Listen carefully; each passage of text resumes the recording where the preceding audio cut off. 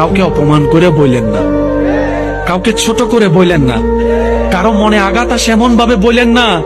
কারণ আল্লাহ তাআলা অন্য সব অপরাধ নিজ দয়া গুণে মাফ করলেও কোন বান্দার মনে আঘাত দিলে আল্লাহ সেটা মাফ করে না,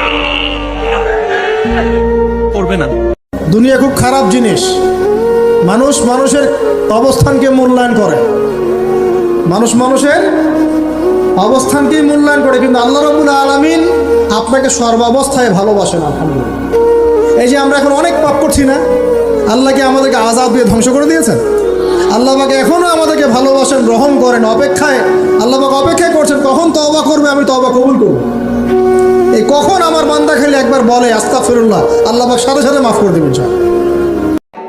চোখের পানি ছেড়ে হাত দুইটা তুলে আল্লাহরে বলেন, আল্লাহ আমি ছাড়া এই দুনিয়ায় তোমার বান্দার অভাব নাই।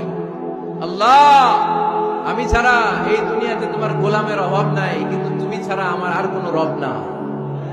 তুমি ছাড়া আমার কথা শোনার, আমার ডাকে সাড়া দেওয়ার দ্বিতীয় আমার কেউ না। মনে রাখবেন, টাকার অধিকতায় সুখ আসে না, আল্লাহর রহমত এবং বরকতের মাধ্যমে সুখ আসে।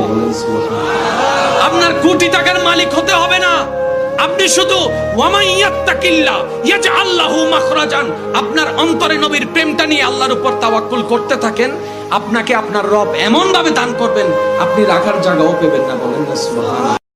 আমি আমারে কত ভালোবাসি, তার চেয়ে আমারে বেশি ভালোবাসে কে?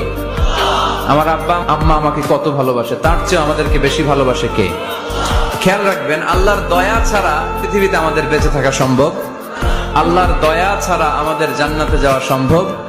জীবনে যতই বিপদ আসুক, যতই কষ্ট আসুক, যতই জ্বর আসুক, যতই তুফান আসুক, যতই যন্ত্রণা আসুক, পারিবারিক হোক, সামাজিক হোক, এ বাবা হোক সে বাবা হোক, তোর দিকে তাকার দরকার নাই কোনো দিকে। তুই শুধু বান্দা হয়ে আমি রবের দিকে তাকাই থাকবি, আমি রবের দিকে তাকাই থাকবি। আমি রবকে তোর করে নে, তোর জন্য আমি আল্লাহ একাই যথেষ্ট হয়ে যাবো।